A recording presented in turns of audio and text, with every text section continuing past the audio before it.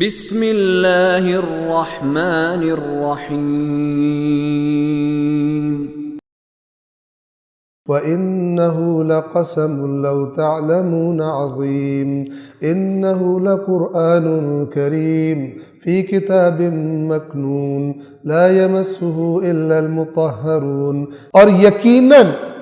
اگر تم سمجھو، اگر تمہیں علم ہو تو یہ بہت بڑی قسم، یعنی اور جیسے جیسے انسان کو اس کا علم ہوتا جائے گا، آج کیا کہتے ہیں ہم، اتنی وسیع کائنات ہے، اتنی گیلیکسیز ہے، ہماری تو حیثیت ہی کوئی نہیں، تو یہ جتنا جتنا کائنات کا بڑا ہونا پتہ لگ رہا ہے، اللہ نے کیا فرمایا، اور یہ بہت بڑی قسم ہے اگر تمہیں علم ہو تو، اس بڑے نظام کی قسم ہے جس کی وسعتوں سے تم آگاہ بھی نہیں۔ اور یہ بڑی اس نظام کی قسم کھائی، اور توجہ کس کی طرف کرانی چاہیے، اس قرآن کریم کی طرف، کہ جس نے یہ اتنا بڑا نظام بنایا ہے، یہ قرآن جو کریم ہے، کریم یعنی بہت اونچے مقام والا، بہت احترام والا، یہ وہ قرآن، انہ لقرآن کریم، جان لو، میں قسم کھا رہا ہوں، جان لو کہ یہ بڑا بزرگوار، بڑے رتبے والا، بڑی اہمیت والا قرآن ہے، جو ایک محفوظ کتاب میں ہے، جسے قرآن نے خود بتایا فی لوح محفوظ، یہاں پہ فرمایا فی کتاب مکنون، یا سورہ زخرف کے شروع میں فرمایا انا جعلناہ قرآنا عربیا لعلکم تعقلون، ہم نے اسے قرآن عربی بنایا تاکہ تم سمجھ لو، آسان کر دیا تمہارے لیے، تمہاری زبان میں کر دیا۔ وَإِنَّهُ فِي أُمِّ الْكِتَابِ لَدَيْنَا لَعَلِيٌّ حَكِيمٌ، اور یہی قرآن ام الکتاب میں، جو وہ اصل اللہ تعالیٰ کی کتاب ہے، جب یعنی علم خدا کی طرف اسے کنائے کے طور پہ سے کہا گیا، وہاں یہ بہت اونچا اور بہت حکمتوں والا ہے، یعنی جس طرح وہاں ہے تم تو سمجھ بھی نہیں سکتے تھے، ہم نے اسے قرآن عربی بنا دیا تاکہ تم اس کو سمجھ سکو، تاکہ تمہاری عقلوں میں یہ باتیں آ سکیں۔ اور اتنی تاکیدوں کا ہم نے کیا جواب دیا، ہمیں تو نہیں آتا سمجھ، آپ نے بنایا ہوگا عربی تاکہ ہم اس میں عقل استعمال کریں، لیکن ہم عقل استعمال بھی نہیں کرتے اور ہمیں سمجھ بھی نہیں آتا۔ اگلی جو آیت ہے لا یمسہ الا المطہرون، اس کا دو طرح سے معنی ہے، ترجمہ کیا ہے، اس کو نہیں چھو سکتے مگر پاکیزہ لوگ۔ ایک اس کا ظاہری معنی ہے وہ یہ کہ جس کی وجہ سے ہمیں کہا گیا کہ قرآن کریم کے حروف کو اگر چھونا ہے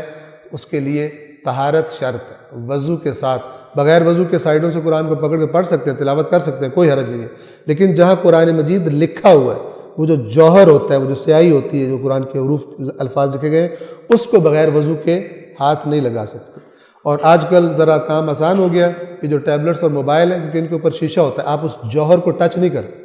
اگر آپ اپنے قرآن پر بھی اوپر ایک پلاسٹک شیٹ رکھ دیں جس کے اندر سے دکھائی دے رہا ہو، تو آپ بغیر وضو کے اوپر انگلی رکھ سکتے ہیں، کیونکہ آپ ڈائریکٹ قرآن کے حرف کو، لفظ کو نہیں چھو رہے، لیکن اسے چھونے کے لیے باوضو ہونا، اور اگر مثلا غسل واجب ہے تو طہارت شرط ہے، وہ طہارت کے جو نماز کے لیے چاہیے ہوتی ہے، ریکوائرڈ ہوتی ہے۔ اور ایک اس کا دوسرا معنی ہے، اس کا باطنی معنی ہے، اور وہ کیا ہے کہ اس قرآن کی باتوں کو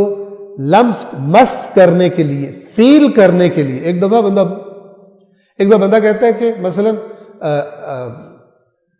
بہت مزیدار کھانا پکتا ہے وہاں پر، ٹھیک ہے نا،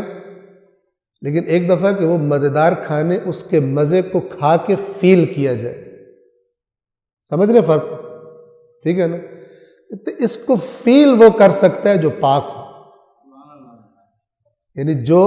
جتنا آپ انسان خود کو اللہ کے نافرمانی کی آلودگی سے پاک کرتا جائے گا، اتنا قرآن کے ذائقے کو فیل کر سکتا ہے، اتنا اس کی لذت کو، اس کے مزے کو فیل کرے گا۔ گناہ والا،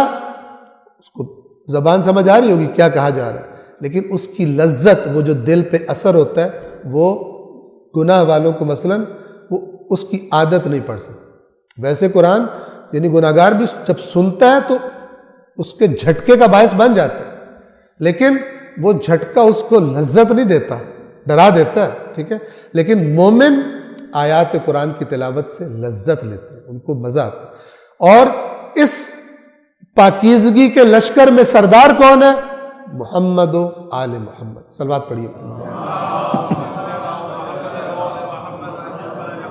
اس کا کامل ترین جو مصداق ہوگا مطہرون کا، سب سے بڑا مطہر رسول اللہ، اس کے بعد اہل بیت اطہار. تو سب سے زیادہ اس کو سمجھنے والے اور اس کے ذائقوں سے آشنا وہی ہے. تبھی فرماتے ہیں، مثلا امام حسین کیا فرما رہے ہیں آخری شب شہادت سے قبل، کہ ان کو کہو کہ میں قرآن کی تلاوت کرنا چاہتا ہوں، اور تم جانتے ہو کہ مجھے قرآن کی تلاوت سے عشق، جس چیز سے عشق ہو، وہ جب بندہ کام کرتا ہے تو اس کو مزہ آ رہا ہوتا ہے. اس کو مزہ نہ آئے اس کو عشق نہیں ہے. صدق اللہ العلی العظیم.